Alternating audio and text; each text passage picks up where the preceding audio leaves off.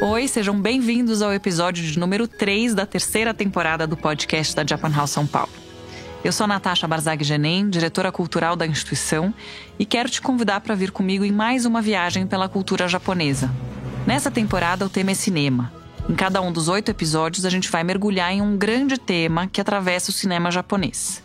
E quem me acompanha aqui é o Pedro Butcher, professor e crítico de cinema. Se você não ouviu os 2 primeiros episódios, não tem problema. Pode escutar esse aqui até o final, depois voltar lá para conferir o que a gente falou sobre as adaptações literárias para as telonas e sobre a importância das premiações de cinema para a popularização do cinema japonês ao redor do mundo. Olha, a gente tá falando de tanto filme bom aqui que eu não quero fazer outra coisa da vida. Tô até sonhando em japonês. E olha que eu não falo japonês. Olha, eu ainda não cheguei a sonhar em japonês, mas eu vou confessar aqui que eu adoro colocar na TV japonesa e ficar vendo sem legenda. Eu acho super distraído e relaxante. Mas é claro que eu não canso de ler legenda quando o assunto é filme japonês. E agora eu vou dar uma colher de chá para quem ainda não ouviu o episódio passado. A gente terminou com uma fala da Kakao Ideguchi, que é especialista em cinema japonês. Existe um simbolismo, tem muitos símbolos, muitos significados que vêm também dessa característica do japonês e da nação japonesa ter se imbuído muito de significados em tudo, né? A natureza ela tem muito significado, o dia tem um significado, a lua tem um significado. Então, se tudo tem significado, né? Quando você tem um personagem que está à mesa, com certeza aquilo tem um significado, aquilo quer dizer alguma coisa. E eu não vou entrar aqui no mérito semiótico da coisa, símbolo, significado, significante, mas o que ela falou me despertou uma curiosidade. Como é que esses elementos todos mexem com os nossos sentidos? E eu acrescento mais uma questão à sua pergunta, Natasha. Que sentidos são esses? No episódio de hoje, então, a gente vai falar deles, os sentidos no cinema japonês.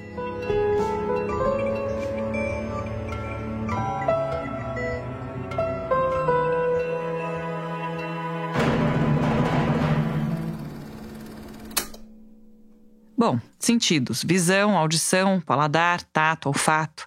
A gente vai começar pelos mais fáceis, pensando que a gente está falando de audiovisual. Audição e visão. A gente pode só inverter essa ordem, Natasha, porque mesmo que a palavra áudio venha antes do visual na palavra, quando a gente pensa na linguagem audiovisual, acho que o sentido que pipoca primeiro na cabeça de todo mundo é a visão. Ainda mais quando a gente pensa em cinema japonês. Eu sei que é um pouco perigoso generalizar, mas pelo menos nos filmes que a gente já tratou por aqui, do Kurosawa, Mizoguchi, Koreeda, Miyazaki, Hamaguchi, o apuro estético das imagens que eles conseguem imprimir é sensacional.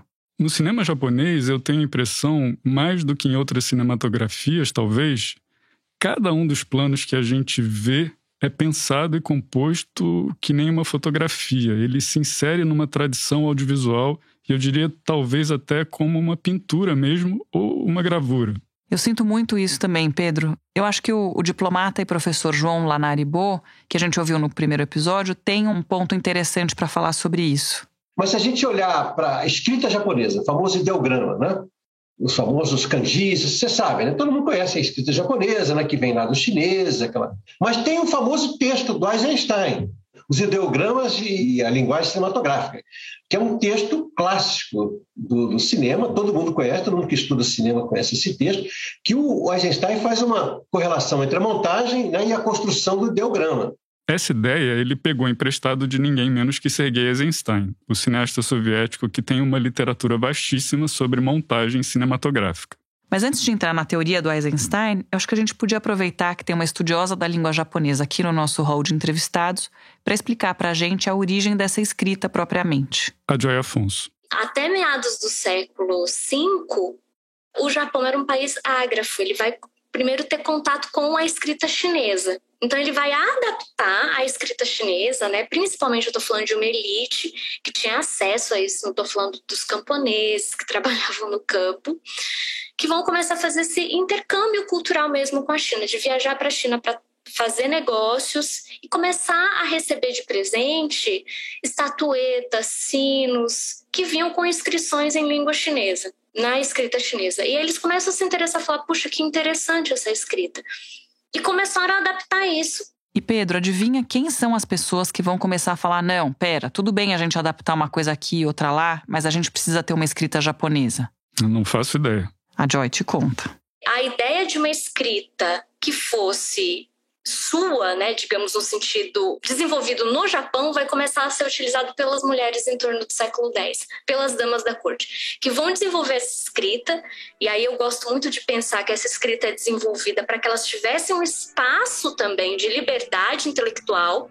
Não vão ser muitas mulheres também, a gente vai ter um recorte de classe principalmente. Eram mulheres que trabalhavam para essa corte e que precisavam ser muito hábeis no pincel, na escrita mesmo, e vão desenvolver essa escrita para falar dos seus desejos, para criar o seu mundo ideal. A gente vê isso nas narrativas de Genji, o Genji Monogatari, da autora Murasaki Shikibu, que é muito conhecida na crítica literária, é vista como a primeira mulher romancista, né, o primeiro romance escrito por uma mulher.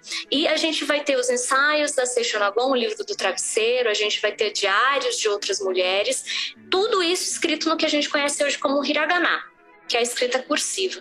Então, a ideia de ter uma escrita adaptada para si mesmo, para os seus desejos, vai ser algo que vai perpassar a cultura japonesa de uma forma muito natural. Ou seja, se o Murakami, o Mishima e o Ishiguro escrevem do jeito que eles escrevem, ou escreveram, né? É porque as damas da corte chamaram essa responsabilidade para elas. Incrível essa história. Incrível mesmo.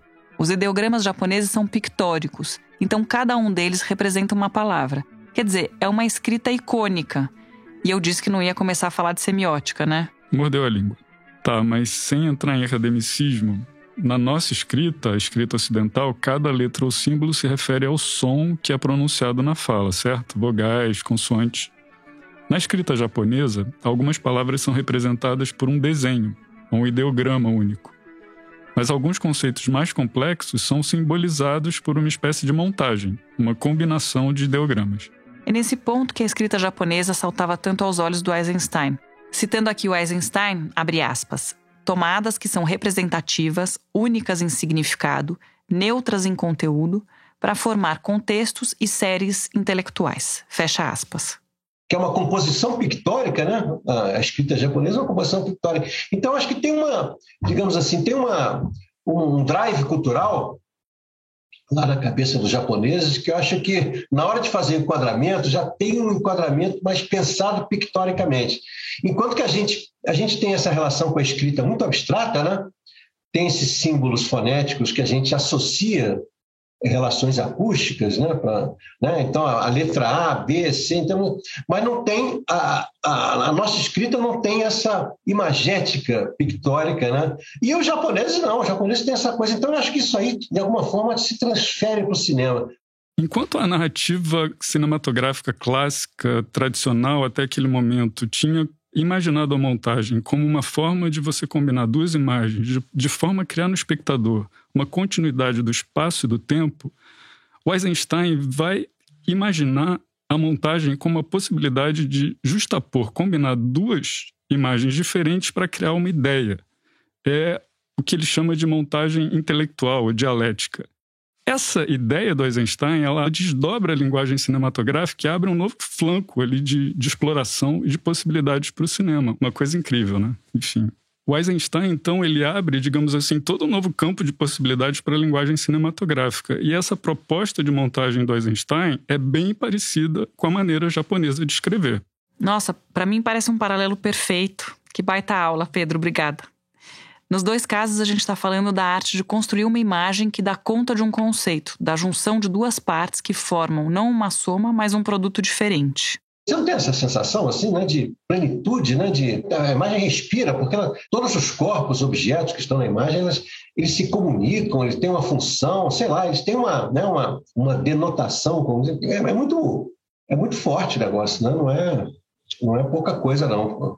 E eu acho que a Kakao Ideguchi consegue resumir isso muito bem. Então, nesses filmes, a gente tem uma afeição a essa contemplação, essa questão dos espaços, dos tempos. A gente tem isso na literatura, a gente tem na cultura, a gente tem na música, a gente tem no cinema. A valorização do silêncio, a valorização do branco, do vazio, desse momento de você parar e refletir. Eu falo muito que o cinema japonês, ele é um dos cinemas, tem bastante dessa questão do cinema israelense, a gente tem também no cinema russo, que é são dos poucos cinemas que tem um espaço de conversa, de diálogo com o espectador.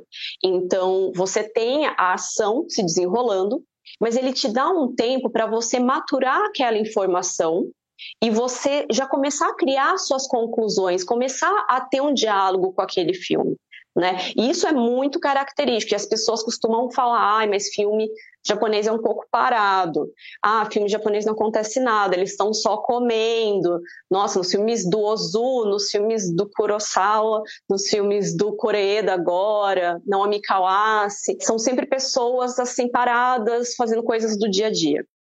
Contemplação, uma diferente noção do tempo, dos espaços, um respiro, tudo isso me lembra o conceito japonês de ma. Ma é uma palavra japonesa que pode significar intervalo, espaço, tempo ou distância entre duas partes estruturais. Essa espécie de intervalo para reflexão nos filmes japoneses acaba levando a um momento de introspecção induzida, digamos assim. É uma oportunidade para cada espectador digerir aquilo que ele está vendo. E esse conceito que você trouxe, Natasha, do ma, ele é aplicado em várias outras manifestações artísticas, como arquitetura, cinema, design, literatura, mas principalmente na música. E bom, como o nosso assunto de hoje são os sentidos no cinema japonês, eu vou aproveitar essa deixa. A minha chegada no campo da trilha, em parte, foi por causa do cinema japonês. Na verdade, é o Luiz que vai aproveitar essa deixa. Meu nome é Luiz Roveran, eu sou nascido em São Paulo, sou músico, compositor, instrumentista. A gente chegou até o Luiz Roveran depois de ler um artigo dele, um dos poucos estudos em português sobre as trilhas para o cinema do compositor Toru Takemitsu.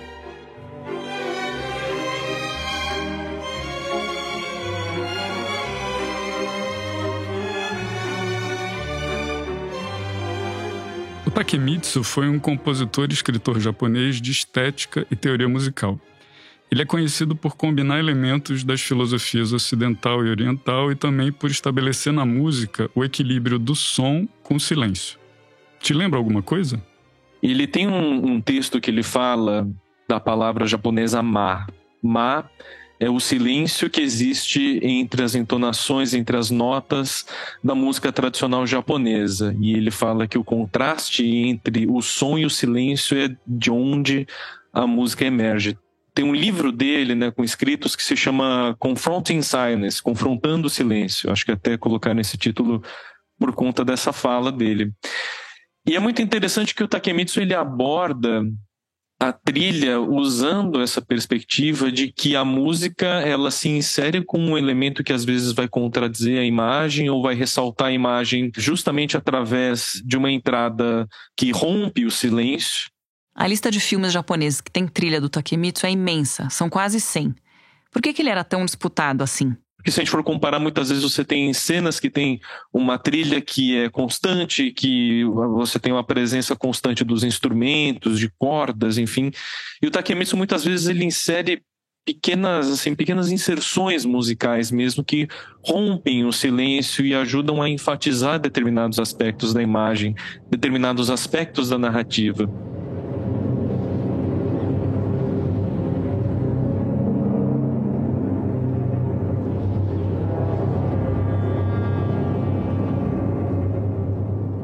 Aliás, isso que a gente está ouvindo aqui no fundo é um dos temas que o Takemitsu compôs para Han, do Akira Kurosawa.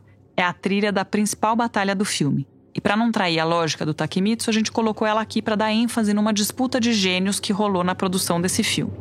No caso do Han, tem até uma curiosidade, né? Foi uma trilha muito difícil para o Takemitsu, porque o Kurosawa era conhecido como o Imperador. Isso era um apelido positivo e também era pejorativo, porque ele era super controlador, né, em todos os aspectos, e na trilha não era diferente.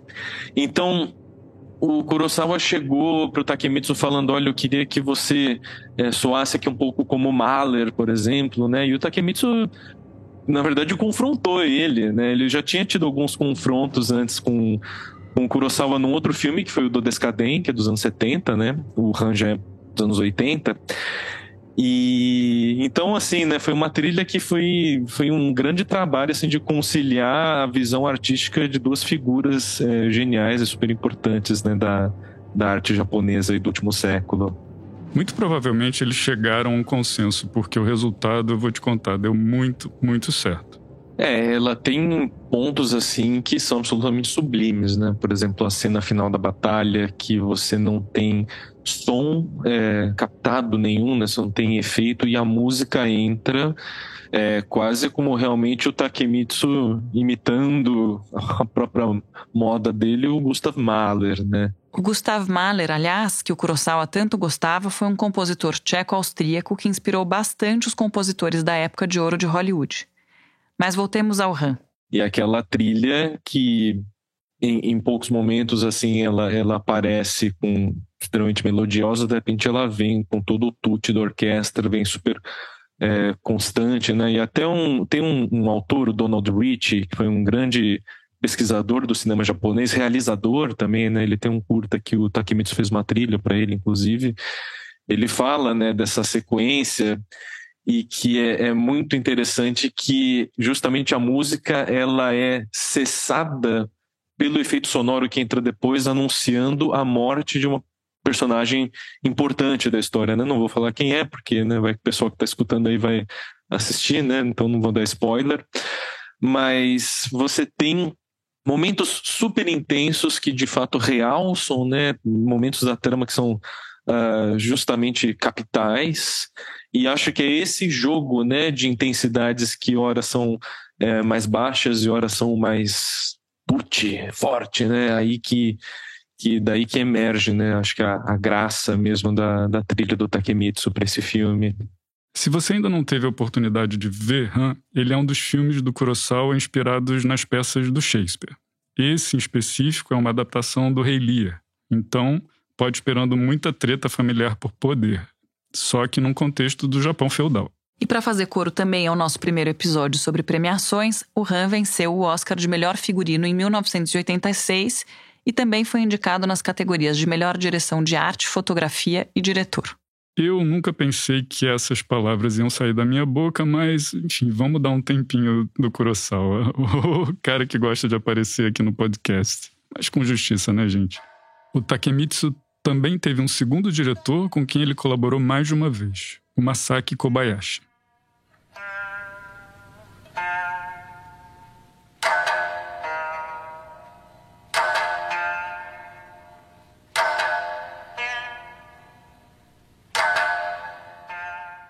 Esse tema que a gente está ouvindo é do filme mais conhecido dele, o As Quatro Faces do Medo, que também é muito conhecido como Kudayan. Um dos momentos mais catárticos dessa música acontece na cena em que um monge que tinha acabado de perder a orelha toca um instrumento de cordas tradicional japonês. Olha só quem deu spoiler dessa vez, Pedro, essa função é minha.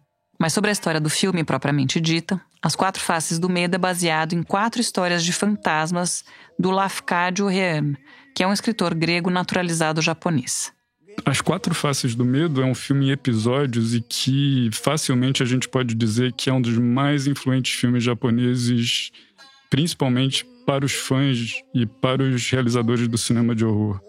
E é fundamental lembrar também que ele é o diretor também de outro filme muito importante, o Harakiri, que a gente vai falar também mais tarde sobre ele. E já que a gente falou de premiações, As Quatro Faces do Medo conseguiu uma inusitada indicação ao Oscar de filme estrangeiro, que é um feito bem raro para uma obra de terror. E se dependesse do Luiz Jouveran, ele também tinha sido indicado à categoria de trilha sonora. Pessoalmente, eu acho que é a minha trilha preferida dele, assim. Eu posso falar que é o seguinte, essa trilha ela tem uma história muito, muito interessante, porque ela se confunde com a própria forma como o Takemitsu faz música autoral, né? Porque essa trilha musical, ela é toda composta de sons gravados que são manipulados. Ele também faz isso num outro filme do Masaki Kobayashi, que é o diretor do Kaidan, As Quatro Faces do Medo, que é o Harakiri, né? A gente conhece aqui como Harakiri. E isso, na verdade, vem de algo que ele viveu 10 anos antes, ou 15 anos, quando ele tomou contato com a música concreta. Então, quando ele chega para trabalhar com o Kobayashi nas Quatro Faces do Medo, ele já vem com essa bagagem da música concreta, então juntou a fome com a vontade de comer, porque ele já gostava de fazer esse tipo de música. Quando ele vai ali trabalhar com a trilha, ele já chega com essa bagagem. E é muito interessante, de fato, como a música funciona muito bem, ela se mistura com a própria paisagem sonora mesmo, né? Com a diegeses ali do filme. Isso acaba sendo um jogo muito interessante ali no campo sonoro, né, do filme. Houve só um trechinho de outra cena do filme.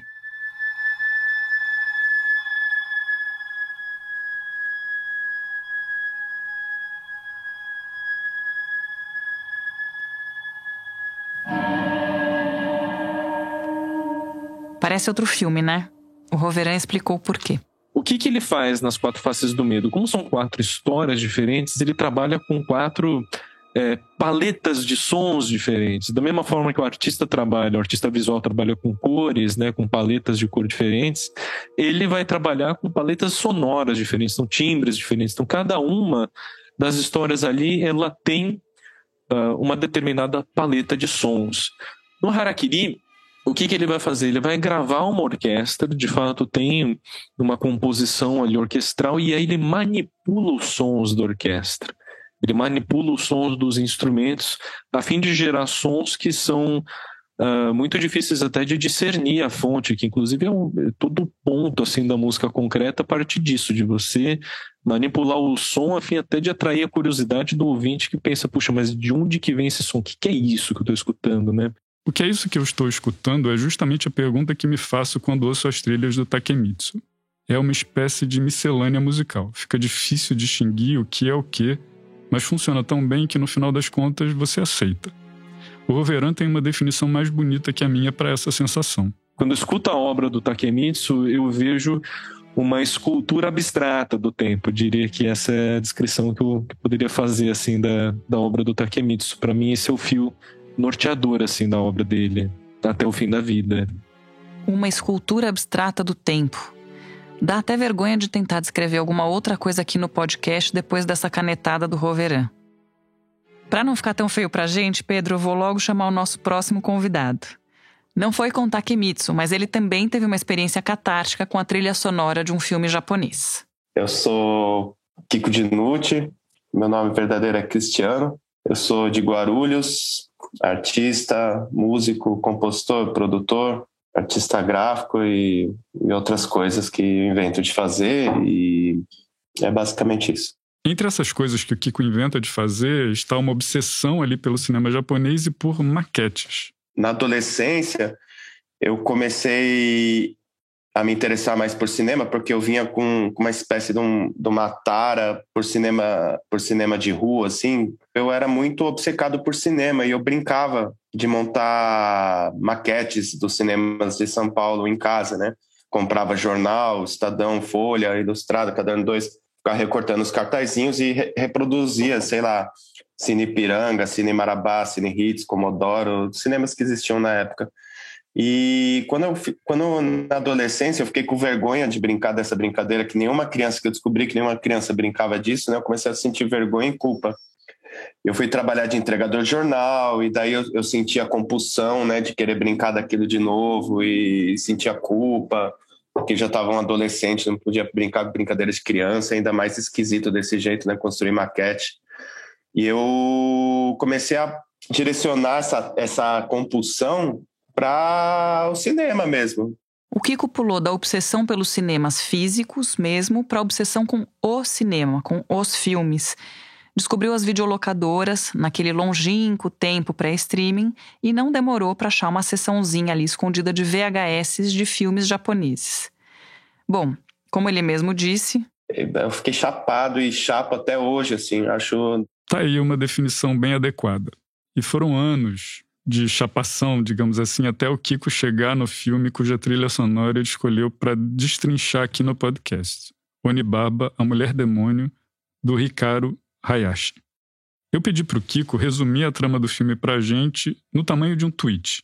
É a história de uma sogra enciumada que usa o símbolo demoníaco para oprimir sexualmente a nora que está viúva e louca para dar por aí.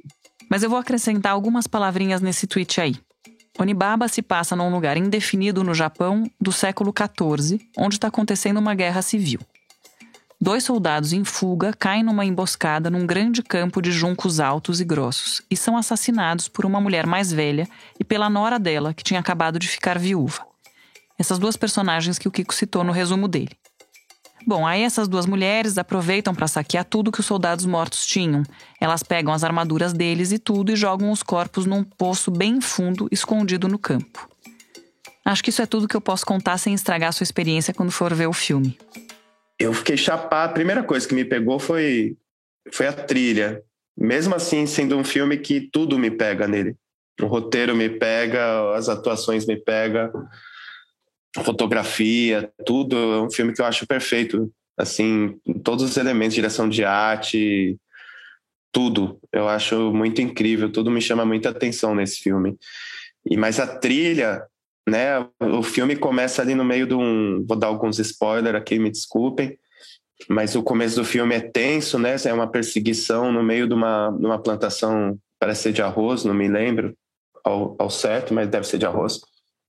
Uma plantação enorme de arroz e 2 caras feridos tentando fugir de uns cavaleiros e não tem música nenhuma, né? Só tem som de cavalo correndo, som dos caras ofegando.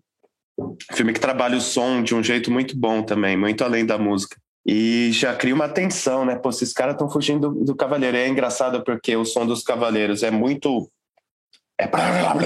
aquele barulho de cavalo correndo, gritaria, e os caras ofegando naquele silêncio da plantação, né? A plantação só tem um ventinho, assim, os caras ofegando e tentando fugir. Eu achei a interpretação que o Kiko fez da trilha perfeita, mas vamos colocar aqui a canção original também.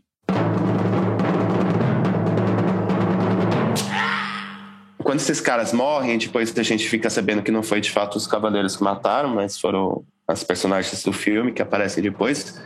E elas roubam esses caras, saqueiam tudo deles e jogam eles no buraco. É quando entra, né, o tema do Hayashi. E ele é o tambor taiko ali, né? Aí tem um grito, né? A primeira vez que cai o grito é bem na hora que o corpo do cara tá caindo no buraco. Na primeira vez você acha que é o cara que tá gritando, mas ele já morreu, na verdade, né? Depois você vê os gritos em outros lugares, você vê que é só a trilha. E a trilha influenciando muito na imagem que você tá vendo, né? E eu comecei a chapar. Eu chapei porque eu não conhecia uma trilha assim, mais... Na época ela me pareceu uma coisa meio free jazz, não liguei muito à tradição japonesa. Me parecia uma coisa mais de free jazz, percussivo, assim, né? Mas depois, ouvindo hoje, você vê que tem muita influência mesmo de música tradicional japonesa. O Hikaru Hayashi fez um trabalho incrível nesse filme. E acho que a sintonia que ele tinha com o diretor é um dos motivos para essa parceria funcionar tão bem. O Onibaba foi a segunda experiência do Hayashi trabalhando com o Kaneto Shindo, que, a propósito, tem uma trajetória curiosa no cinema. E eu acho que é uma boa chance da gente falar um pouco da novela vague japonesa, que a gente vai tratar mais tarde com um pouco mais de profundidade, mas ela é um pouco diferente das novelas vagues dos outros países, digamos assim.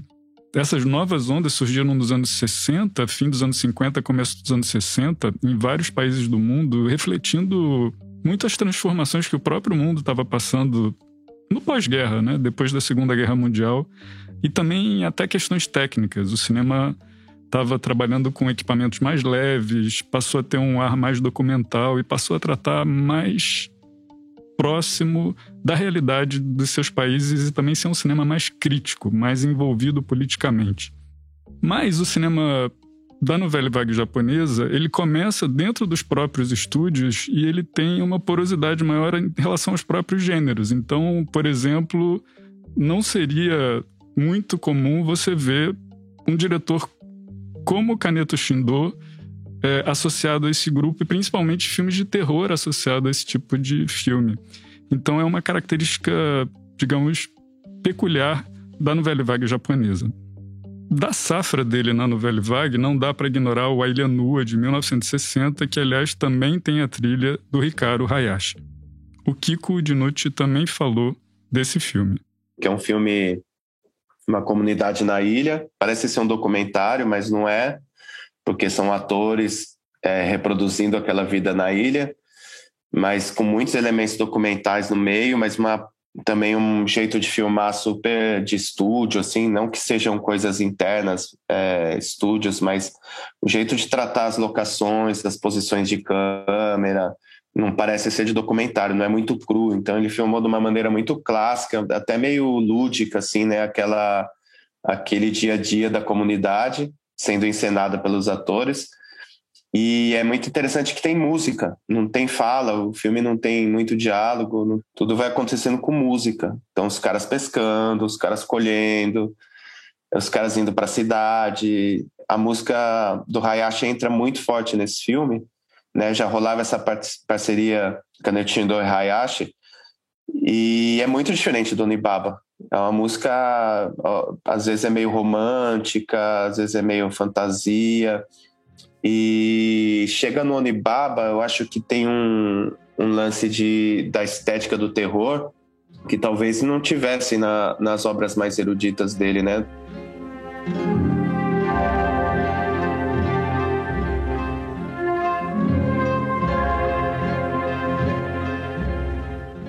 Um filme inteiro guiado pela música. Que coisa mais linda de se imaginar. Eu vou passar A Ilha Nua pro topo da minha lista dos filmes que preciso ver de qualquer forma. E que curioso que o compositor de uma trilha tão visceral como é a de Onibaba tenha feito uma coisa tão orquestrada, erudita mesmo, como é a trilha de A Ilha Nua. Eu jamais adivinharia que é o mesmo compositor das duas trilhas. Mas o cinema japonês sempre acaba surpreendendo a gente. Sempre. E ainda sobre esse filme, do qual sou muito fã, aliás, o Kaneko Shindo o descreveu como um poema cinematográfico que tenta capturar a vida de seres humanos lutando como formigas contra as forças da natureza. Essa declaração do Shindo diz muito sobre o estilo dele de fazer cinema. Ele é um dos primeiros da produção de filmes independentes no Japão e ele sempre se propôs a produzir um cinema realista, até mesmo nas histórias mais fantasiosas que nem Onibaba. E os filmes dele também sempre têm um cunho social bastante presente. E ele fez isso por muito tempo, viu, Natasha? O Kaneko Shindo, que nasceu em 1912, morreu em 2012, com 100 anos. Que incrível! Vou pesquisar um pouco mais sobre a vida dele para ver se eu aprendo a receita. Pedro, você disse que a gente falou muito do Kurosawa, eu sei. Mas vamos falar dele só mais um pouquinho? Juro que vai valer a pena. Claro.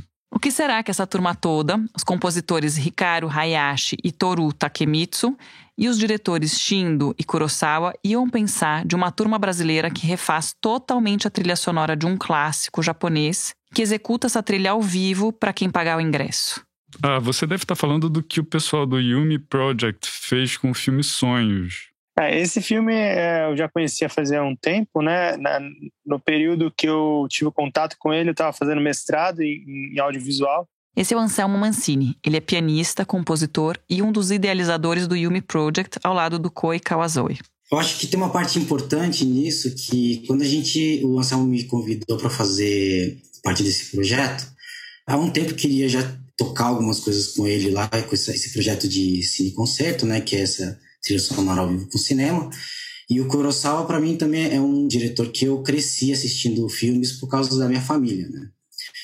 E aí, a minha grande preocupação quando ele me chamou era como juntar os instrumentos tradicionais japoneses com os instrumentos ocidentais. Vamos do começo. O que é o Yumi Project? Vamos, para quem não conhece. O Yumi Project é um grupo de musicistas formado pelo Anselmo e pelo Koi, que vai além dos cine-concertos que a gente encontra por aí. Quando a gente vai fazer uma trilha ao vivo, tem alguns filmes que já são icônicos, né? E a trilha é super conhecida e aí existe uma expectativa do público em relação a isso, né?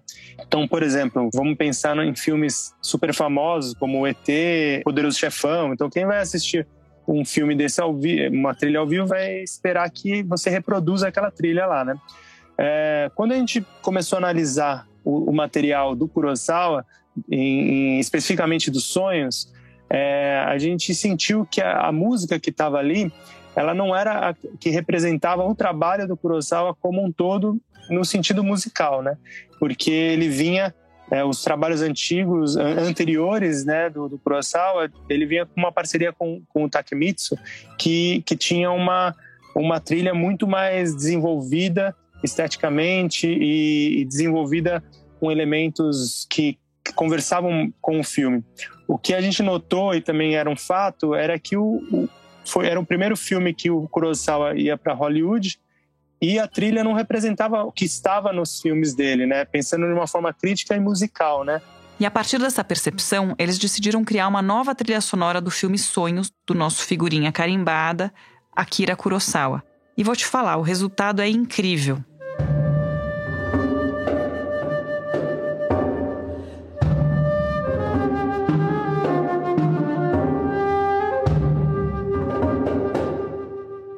A trilha que o Yumi Project apresenta nas projeções do filme Sonhos foi toda composta para essa performance. A única exceção é a música da cena de procissão do Último Sonho. Nessa eles tocam junto com a trilha original. Eu pedi para o Anselmo explicar um pouco mais do processo deles. Como a gente já estava sendo ousado de trabalhar uma música que não era da obra, e lógico, tendo todo o respeito pela obra, e que a gente também, inclusive, é fã, então tinha todo esse cuidado de entender, né, aonde a gente pode colocar e aonde não colocar. Então a ideia, o nosso código de decisão sempre foi aonde o Kurosawa decidiu colocar. Então se ele colocou ali, a gente ia reproduzir ali mesmo, né? Eu não sou uma expert, longe disso, em teoria musical, mas eu vou dizer que o que eles fazem a gente sentir só com piano, cotô, shamisen, percussão e uma flauta é uma loucura. É uma experiência assim que as pessoas saem bem impactadas, porque você tem um impacto muito forte por conta da execução ao vivo, esses temas estão muito mais presentes, mesmo a gente mantendo a mixagem, o diálogo muito claro, os efeitos sonoros, mas a música ela vem grande, né, e com muita força. No caso dos sonhos do Kurosawa, isso ainda acaba sendo mais forte por conta da introspecção que o filme traz e a própria mensagem que o filme traz, né? Eu acho que se for acrescentar alguma coisa, o que eu tenho para falar, o que eu gosto muito de feedback do público, né, em geral, eles gostam de vir conversar com a gente depois. O que eu gosto muito de ouvir é quando eles falam que aquela trilha sonora que a gente tá tocando, ela leva eles a ficarem dentro do filme. É como se eles esquecessem que a gente tá ali tocando, mas eles têm eles sabem que a gente tá ali, a música tá acontecendo, e aquilo parece que toca de uma maneira muito mais forte do que ele tá assistindo em casa, na televisão, com a trilha sonora já gravada, mixada dentro de um filme, né? Puxa, agora eu tô na torcida para eles marcarem uma apresentação dessas no Rio para eu poder ver os sonhos do Kurosawa reinventado. Bom, agora que a gente passou pelo visual e pela audição, eu vou chegar no ponto do episódio em que a gente toma algumas liberdades criativas. Mas eu juro que vai fazer todo sentido. Me diz uma coisa, quem é que consegue assistir a um filme japonês, ver todas aquelas comidas maravilhosas e não comer tudo com os olhos? É absurdo, Natasha. Tantas cenas do estúdio Ghibli, que são em desenho animado, imagina, eu consigo sentir o cheiro da comida. Dá vontade de pausar o filme na hora e pedir um delivery. Tá vendo só? Para falar sobre isso, eu chamei aqui de volta um dos nossos convidados da temporada anterior, o Arnaldo Lorenzato, que além de crítico gastronômico e editor da Veja São Paulo, também tem um pezinho no cinema. Eu acho engraçado, pouca gente às vezes sabe. A minha primeira formação é cinema, eu fiz mestrado em cinema. A gente começou o papo com o Arnaldo pensando na composição de um prato e como ele pode ajudar a gente a entender um plano cinematográfico. A cena de cinema ela é um pouco mais ampla, né? É como se você olhasse com um close, um big close para alguma coisa quando você está compondo o prato, porque o prato, na realidade, é um detalhe, né? E imagina, então, um prato japonês harmonicamente organizado e colocado numa louça linda e muito pequenininha. Então, como que é isso, né? Eu tenho que ter, assim, um primeiríssimo plano, né? Um grande enquadramento para ver aqueles detalhes em riqueza. E aí, quando você fala da composição da cena, eu acho que é a mesa posta. É como as pessoas vão transitar em torno daquela comida, como que eles vão se servir de cada alimento e vai tendo ali a importância de cada um deles, né? De cada elemento que compõe esse prato. E aí a comida assume um pouco essa característica de obra de arte. Ela vai, por si só, compor uma obra de arte efêmera que vai durar o tempo que aquela pessoa comer. Porque existe um antes e depois, né? A comida não era empratada, era uma comida que chegava numa travessa e todo mundo partilhava. Isso acontece, por exemplo, em São Paulo, nas antigas cantinas, tratorias, né? Mas a comida japonesa não, ela é pensada individualmente, né? Isso é muito bonito. E aproveitando que ele tocou no assunto da cantina e da tratoria, a gente lembrou imediatamente do filme Tampopo, Os Brutos Também Comem Espaguete, de 1985, dirigido pelo Juzo Itami. O filme é uma comédia de dar água na boca. É um filme que é impressionante porque ele fala do simples, né? Existe lá Tampopo, que é uma cozinheira, e é uma viúva, dona de um restaurante, e que ela quer dominar a arte do ramen, né? Que a gente chama aqui de lamen. E é curioso, porque ela tem uma obsessão, né? De descobrir como algo tão simples pode ser tão sublime. É o aparentemente realizável. E ela, nessa sua busca de fazer o lamen perfeito, ela acaba sendo orientada por um estranho que aparece no restaurante dela, que é o Goro, que é um caminhoneiro, aparece assim do nada para comer um cliente, e aí eles vão virar espiões, né? Eles vão sair em busca dessa... Qual é a pegada? Qual é a história, né? Como que cada restaurante faz o ramen perfeito, o lamen perfeito. Olha, a cena de abertura desse filme é quase uma tortura para mim. No Rio, onde eu moro, né, não tem uma boa casa de lamen como tem em cada bairro de São Paulo.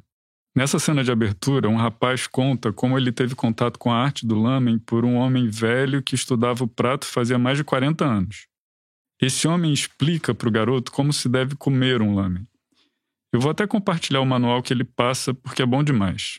Vamos lá. Primeiro, contemple o lamen. Observe cuidadosamente a cumbuca inteira enquanto sente o aroma. As joias de gordura tilintando na superfície, os brotos de bambu brilhantes, a alga escurecendo ao entrar em contato com a mistura, a cebolinha flutuando no topo e, acima de tudo, as estrelas do show, 3 fatias de porco cozido. A vontade que dá é sair direto para o bairro da Liberdade. Acho que a gente pode sair daqui e fazer exatamente isso hoje.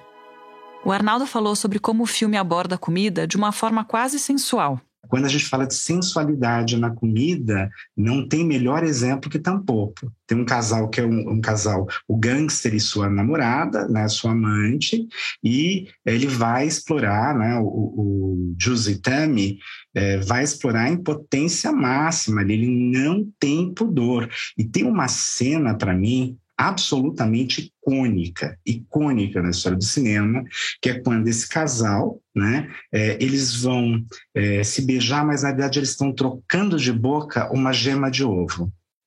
Aquilo é absurdo, assim, é uma coisa, como que ele pensou aquilo, né?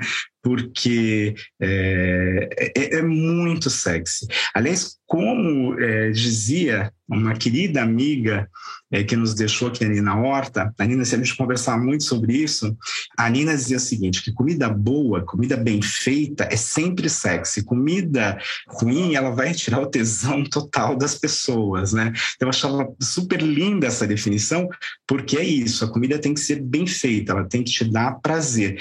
E ele consegue extrair isso do filme, né?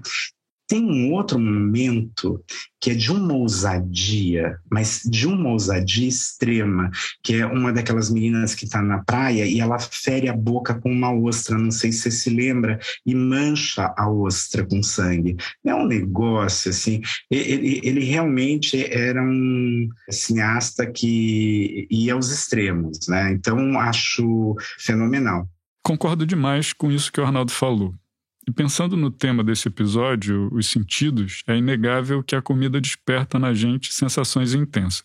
A comida tem um sentido, ela tem uma organicidade, ela tem uma plasticidade e ela atinge a gente, ela toca a gente. Ela não precisa, olha, eu vou fazer um filme sobre comida. Não é isso. Você tem personagens, esses personagens são humanos, eles nos fascinam. Tem um filme que eu gosto muito, é um filme 59, do Ozu, Yasujiro Ozu, chama Ohayou, Bom Dia. Bom Dia não tem comida em primeiro plano, não é isso. Eles falam ali do Japão que está se modernizando no pós-guerra. É um bairro com casinhas de madeira e todos uma dá de porta de frente para outra, né? E aí tem uma inveja, tem um vizinho que comprou televisão, enfim. A trama é um pouco em torno disso, mas é tão bonitinho os menininhos de Ohayou comendo. Tem um que é menorzinho, mais cheio, o outro bem magrinho. Eles vão comer. A mãe põe ali o arroz, né, que é fundamental, a sopa, o misoshiro, e põe peixe. Mas ele come assim, ele devora aquela comida com um prazer que eu vejo aquela cena, eu falo, aí eu preciso de um restaurante japonês. Meu Deus, comi gohan, porque ele come com um prazer, com um gosto, aquele gohanzinho, que você fica de boca salivando, né? Então, esse é um dos filmes que mais me chamou a atenção quando eu vi, e eu nem escrevia sobre comida. Eu adoro o Ozu, que é bem clássico. É lindo como ele trata ali a comida, como ela aparece, ela não é protagonista, mas que ela chama atenção, né? Ela salta aos olhos, né? Pelo prazer que os personagens têm de comer. A gente não pode esquecer nunca, né, que comida é prazer. Então, acho que é essa imagem que tem que chegar ao espectador, ele tem que sentir esse desejo, né? Ainda que seja uma comida, às vezes até estranha a ele. Tem um monte de gente que não comeu comida japonesa, mas imagina saborear aquele arrozinho branco com tanta voracidade, com tanto prazer, né? Isso é uma delícia. Natasha, sabe o que eu queria agora? Aquele banquete de comida japonesa que é servido para o sem face na Viagem de Chihiro. É bom que a gente já fica por dentro de cada prato que aparece nos filmes do Estúdio Ghibli, que é o tema do nosso próximo episódio. O podcast da Japan House São Paulo é uma produção da Rádio Novelo. A produtora, roteirista e editora desse projeto é a Clara Helstab. A sonorização é da Júlia Matos e a mixagem é da Pipoca Sound. A música original é da Mari Romano. A estratégia de promoção é da Fecris Vasconcelos. Os conteúdos para redes sociais foram feitos pelo Tércio Sacol e pela Laura Ashley. A identidade visual é de Thiago Minoro. A coordenação da Japan House São Paulo é de Miyuki Teruya e o conteúdo digital da Japan House São Paulo é de Thelma Nakai e Júlia Casadei. No site da Japan House você encontra mais conteúdo a respeito dos filmes que a gente trouxe no programa. Eu, Natasha Barzag Genem, diretora cultural da Japan House São Paulo, apresento essa temporada na companhia do Pedro Butcher. Até semana que vem, Pedro. Até mais, Natasha.